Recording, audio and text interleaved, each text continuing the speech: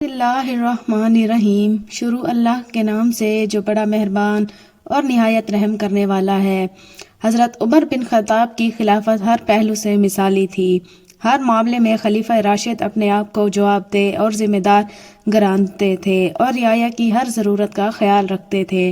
نظم حکومت مضبوط بنیادوں پر قائم تھی، ادارے منظم تھے، مواصلات کا نظام بہترین تھا، راستے محفوظ اور بہترین انداز میں بنائے گئے تھے۔ مصر اور مدینہ کا فاصلہ خاصا طویل تھا، مگر حضرت عمر رضی اللہ تعالیٰ عنہ کے دور اندیش ذہن نے یہ فاصلہ پاٹ دیا۔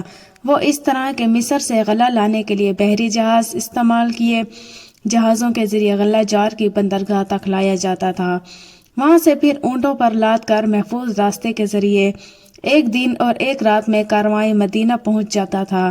جار بحر احمر پر بندرگاہ تھی۔ حضرت عمر رضی اللہ تعالیٰ عنہ سے قبل مصر سے حجاز تک سارا سفر صحرا اور خشکی کے ذریعے ہوتا تھا، جو بڑا تکلیف دہ اور خطرناک سے گھرا ہوتا، اور اس میں کافی مدت بھی لگتی تھی۔ حاجت مندوں کے لیے حضرت عمر رضی اللہ تعالیٰ عنہ کا دروازہ ہر وقت کھلا رہتا تھا۔ جو شخص آتا تھا اس کی دادرسی کی جاتی تھی، کسی کو کسی دوسرے پر فضیلت نہ تھی۔ ایک اصول تھا کہ جس سے ہر خاص و عام واقف تھا، وہ یہ کہ جو زیادہ نیک اور متقی تھا وہی زیادہ معزز و محترم تھا۔ جس نے اعمال خیر اور جہاد اسلامی میں زیادہ خدمات سر انجام دی تھیں، وہی دوسروں پر فوقیت رکھتا تھا۔ اس کے علاوہ کوئی دوسرا معیار نہ تھا جس سے لوگوں کا مرتبہ متعین کیا جاتا۔ جب حقداروں کو ان کا حق نہ ملے اور صاحب استحقاق کے مقابلے میں بااثر لوگوں کو ترجیح دی جانے لگے تو فساد پھیل جانا فطری امر ہے۔ حکمران اگر یہ اصول پیش نظر رکھیں کہ جس شخص نے امت کے لیے زیادہ قابل قدر خدمات انجام دی ہیں، اس کی عزت افزائی اور قدر کی جائے، تو اس سے بہت صحت مند رجحان پروان چڑھتا ہے۔ لوگ بھلائی اور خیر کے کاموں میں ایک دوسرے سے آگے بڑھنے کی کوشش کرتے ہیں اور نیکیاں برائیوں پر غالب آ جاتی ہیں۔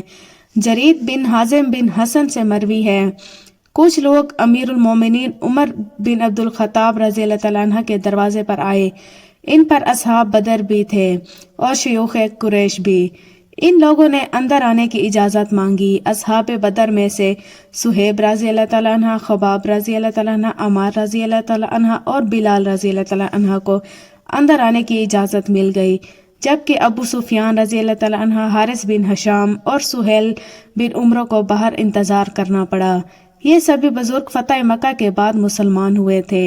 اس صورتحال کو دیکھ کر ابو سفیان رضی اللہ تعالیٰ عنہ نے کہا، آج کے دن سے پہلے میں نے اپنی بے قدری کبھی نہ دیکھی تھی۔ رؤسائے قریش باہر بیٹھے ہیں اور غلاموں کو اندر بلا لیا گیا ہے۔ یہ سن کر سہیل بن عمرو نے کہا، اے سرداران قریش، میں نے آپ کے چہرے پر ناراضگی کے آثار دیکھ لیے ہیں۔ اگر غصہ کرنا ہے تو اپنے آپ پر کریں۔ سارے لوگوں کے سامنے اسلام کی دعوت پیش کی گئی تھی اور آپ کو بھی مخاطب کیا گیا تھا۔ وہ لوگ جلدی سے آگے بڑھے اور آپ پیچھے رہ گئے۔ آپ کو اس دروازے سے ان کا پہلے داخل ہونا ناگوار گزر رہا ہے۔ خدا کی قسم، یہ تو کوئی بات نہیں۔ وہ تو اپنے درجات کی بلندی میں سے آپ سے اتنے آگے بڑھ گئی ہیں کہ اگر آپ اس کا احساس کریں تو آپ محرومی پر کوے میں افسوس ملتے رہ جائیں۔ پھر مزید کہا، اے لوگو، یہ سب اللہ کی راہ میں جہاد اور سبقت اسلام کی وجہ سے آپ سے آگے بڑھ گئے ہیں۔ اب آپ کے لیے ایک ہی راستہ ہے کہ تلافی مفاد کر سکیں، اور وہ جہاد کا راستہ ہے۔ شاید اللہ تعالیٰ آپ کو شہادت کا رتبہ عطا کر کے آپ کے درجات بلند فرما دے۔ حضرت سہیل رضی اللہ تعالیٰ عنہ اس کے بعد اسلامی لشکروں کے ساتھ شام میں جا شامل ہوئے اور میدان جہاد میں شہادت پائی۔ جرید بن حازم بن حسن ان کے بارے میں مندرجہ ذیل واقعہ بیان کرنے کے بعد کہا کرتے تھے، اللہ کی قسم، سہیل رضی اللہ تعالیٰ عنہ نے سچ کہا۔ جو بندہ اللہ کی طرف تیزی سے آگے بڑھ جائے، بھلا اس کے برابر دعوت کو ٹھکرا دینے والا کیسے ہو سکتا ہے۔ حضرت عمر رضی اللہ تعالیٰ عنہ بطور حاکم اپنے فرائض کی ادائیگی میں سرگرم عمل رہتے تھے۔ بہت سے نیک نفس حکمران اور بھی ہیں جو اپنی جملہ ذمہ داریوں کی ادائیگی کا احترام کرتے تھے۔ آج بھی اگر کوئی حکمران سنجیدگی سے کمر ہمت باندھ لے تو یہ کام کر سکتا ہے، مگر حضرت عمر رضی اللہ تعالیٰ عنہ کا اس معاملے میں کمال یہ ہے کہ وہ ان فرائض کی ادائیگی میں لطف محسوس کرتے تھے۔ ان کے نزدیک یہ عبادت کا حصہ تھا۔ رعایا کے لیے جذبات، محبت اور نیکی کے کاموں کے لیے ہمیشہ کمر بستی رہنا ان کی شان تھی۔ انہوں نے خلافت کا بھاری بوجھ اٹھایا اور اس کا حق ادا کر دیا۔ اس بوجھ کے باوجود وہ دوسروں کا بوجھ کم کرنے اور اپنے اوپر زیادہ بوجھ لادنے کی فکر میں رہتے تھے۔ حقداروں کو ان کے پاس پہنچ کر حق ادا کیا کرتے تھے۔ وہ راتوں کو گلی کوچوں میں گھوم پھر کر لوگوں کے حالات معلوم کرتے اور ان کی ضروریات پوری کرنے کے لیے اپنے کندھوں پر بوجھ اٹھایا کرتے تھے۔ ایک مرتبہ حضرت عمر رضی اللہ تعالیٰ عنہ خود رجسٹر اٹھائے بنو خزاعہ کے پاس قدید پہنچے اور ان کے وظیفے انہیں دیتے ہوئے فرمایا، یہ ان کا حق ہے، انہیں اپنا یہ حق وصول کر کے اتنی خوشی نہیں ہوگی جتنا مجھے ادا کر کے ہو رہی ہے۔ تم لوگ میری تعریف نہ کرو، میں نے کیا تیر مارا ہے، بس اپنا فرض ادا کیا ہے۔ یہ عظمت کردار کہاں مل سکتی ہے؟ سربراہ مملکت اپنی پشت پر سامان لاد کر لوگوں تک پہنچاتا ہے، مگر نہ کوئی اعلان ہوتا ہے، نہ تشہیر، نہ پاس نامہ اور نہ قصیدہ خوانی۔ وہ اللہ کے سامنے حاضری اور جواب دہی کے احساس سے مالا مال تھے۔ انہیں معلوم تھا کہ بندوں کے معاملے میں اللہ نے ان پر کیا کچھ واجب کر رکھا ہے۔ آج صورتحال یہ ہے کہ بیچارے حقدار پوری زندگی اپنا جائز حقوق کے حصول کے لیے مارے مارے پھرتے ہیں۔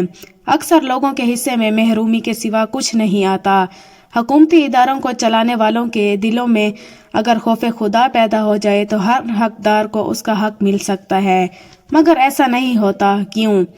اس کا جواب آسان بھی ہے اور مشکل بھی۔ حقیقت واضح ہے کہ خدا کا خوف دلوں میں نہیں، مگر اس کا اظہار کوئی نہیں کر سکتا۔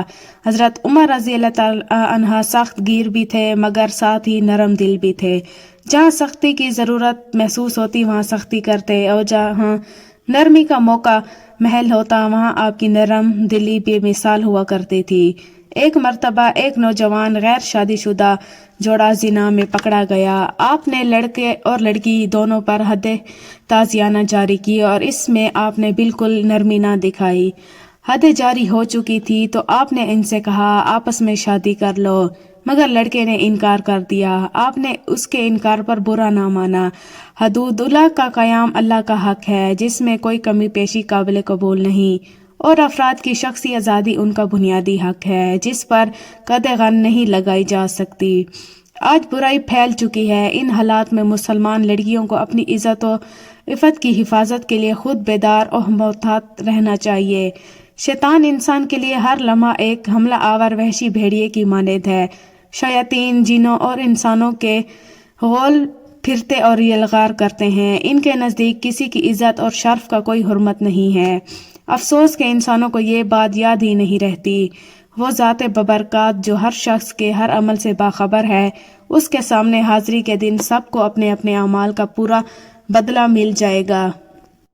حضرت سعد بن ابی وقاص رضی اللہ تعالیٰ عنہ فرماتے ہیں کہ حضرت عمر فاروق رضی اللہ تعالیٰ عنہ نے حضور صلی اللہ علیہ وآلہ وسلم سے اندر آنے کی اجازت طلب کی، اور اس وقت آپ صلی اللہ علیہ وآلہ وسلم کے پاس قریش کی کچھ عورتیں خوب اونچی آواز سے گفتگو کر رہی تھیں۔ جب حضرت عمر رضی اللہ تعالیٰ عنہ نے اجازت طلب کی تو وہ اٹھ کھڑی ہوئیں اور پردے میں چلی گئیں۔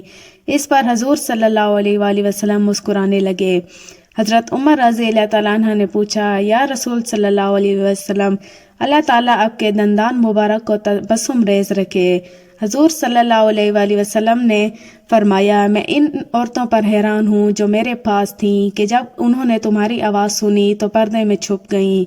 حضرت عمر فاروق رضی اللہ تعالیٰ عنہ نے عرض کیا، یا رسول صلی اللہ علیہ وآلہ وسلم، آپ زیادہ حقدار ہیں کہ یہ آپ سے ڈریں۔ پھر حضرت عمر رضی اللہ تعالیٰ عنہ نے فرمایا، اے اپنی جان کی دشمنوں، تم مجھ سے ڈرتی ہو اور حضور صلی اللہ علیہ وآلہ وسلم سے نہیں ڈرتی؟ عورتوں نے جواب دیا، ہاں، آپ حضور صلی اللہ علیہ وآلہ وسلم کے مقابلے میں سخت گیر اور سخت دل ہیں۔ پھر حضور صلی اللہ علیہ وآلہ وسلم نے فرمایا، اے عمر، اس بات کو چھوڑو، قسم ہے اس ذات کی جس کے قبضے میں میری جان ہے، جب شیطان تمہیں کسی راستے پر چلتے ہوئے دیکھتا ہے تو تمہارے راستے کو چھوڑ کر دوسرا راستہ اختیار کر لیتا ہے۔ یہ حدیث متفق علیہ ہے۔ اس طرح حضرت بریدہ رضی اللہ تعالیٰ عنہ فرماتی ہیں کہ حضور صلی اللہ علیہ وسلم ایک مرتبہ کسی جہاد سے واپس تشریف لائے تو ایک سیاہ فام باندھی حاضر ہوئی اور عرض کیا، یا رسول صلی اللہ علیہ وسلم، میں نے نظر مانی تھی کہ اگر اللہ تعالیٰ آپ کو صحیح سلامت واپس لائے تو میں آپ صلی اللہ علیہ وسلم کے سامنے ڈھول بجاؤں گی اور گانا گاؤں گی۔ آپ صلی اللہ علیہ وسلم نے اس سے فرمایا، اگر تم نے نظر مانی تھی تو بجا لو ورنہ نہیں۔ اس نے ڈھول بجانا شروع کیا تو حضرت ابوبکر صدیق رضی اللہ تعالیٰ عنہ آ گئے، وہ بجاتی رہیں۔ پھر حضرت علی رضی اللہ تعالیٰ عنہ اور حضرت عثمان رضی اللہ تعالیٰ عنہ کے آنے پر بھی وہ ڈھول بجاتی رہیں۔ لیکن اس کے بعد حضرت عمر رضی اللہ تعالیٰ عنہ داخل ہوئے تو وہ ڈھول کو نیچے رکھ کر اس پر بیٹھ گئی۔ آپ صلی اللہ علیہ وسلم نے فرمایا، اے عمر، تم سے شیطان بھی ڈرتا ہے، کیونکہ میں بھی یہاں موجود تھا اور یہ ڈھول بجا رہی تھی۔ پھر ابوبکر، علی اور عثمان رضی اللہ تعالیٰ عنہ یک کے بعد دیگرے آئے، تب بھی یہ بجاتی رہی، لیکن جب تم آئے تو اس نے بند کر دیا۔ حضرت سدیسہ رضی اللہ تعالیٰ عنہ، جو کہ حضرت حفصہ رضی اللہ تعالیٰ عنہ کی خادمہ ہیں، وہ بیان کرتی ہیں کہ حضور صلی اللہ علیہ وسلم نے فرمایا، بے شک جب سے عمر نے اسلام قبول کیا ہے، شیطان جب بھی ان کے سامنے سے گزرتا ہے اپنا سر جھکا لیتا ہے۔ حضرت عبداللہ بن عمر رضی اللہ تعالیٰ عنہ سے مروی ہے، فرماتے ہیں کہ میں نے ایک اونٹ خریدا ہے اور اسے چراگاہ میں لے گیا۔ جب وہ اونٹ موٹا ہو گیا تو میں اسے بازار میں فروخت کرنے کے لیے لے گیا۔ اس دوران حضرت عمر رضی اللہ تعالیٰ عنہ بازار میں تشریف لے آئے۔ انہوں نے جب موٹا تازہ اونٹ دیکھا تو دریافت کیا، یہ اونٹ کس کا ہے؟ آپ رضی اللہ تعالیٰ عنہ کو بتایا گیا، یہ اونٹ آپ رضی اللہ تعالیٰ عنہ کے صاحبزادے حضرت عبداللہ کا ہے۔ آپ نے میرا نام سن کر فرمایا، واہ واہ عبداللہ کے کیا کہنے، وہ تو امیر المومنین کا بیٹا ہے۔ حضرت عبداللہ بن عمر رضی اللہ تعالیٰ عنہ فرماتے ہیں، اس دوران میں بھاگتا ہوا آپ کے پاس پہنچا۔ آپ رضی اللہ تعالیٰ عنہ نے مجھ سے دریافت کیا کہ یہ اونٹ کیسا ہے؟ میں نے عرض کیا کہ میں نے اونٹ خریدا اور اسے چراگاہ میں چھوڑ دیا۔ جب وہ صحت مند ہو گیا تو میں اسے فروخت کرنے کے لیے بازار میں لے آیا۔ حضرت عمر فاروق رضی اللہ تعالیٰ عنہ نے فرمایا، تم نے اونٹ کو چراگاہ میں چھوڑ دیا اور لوگوں نے اس ڈر سے اس کا خیال رکھا کہ یہ امیر المومنین کے بیٹے کا اونٹ ہے، اس کا خیال رکھو۔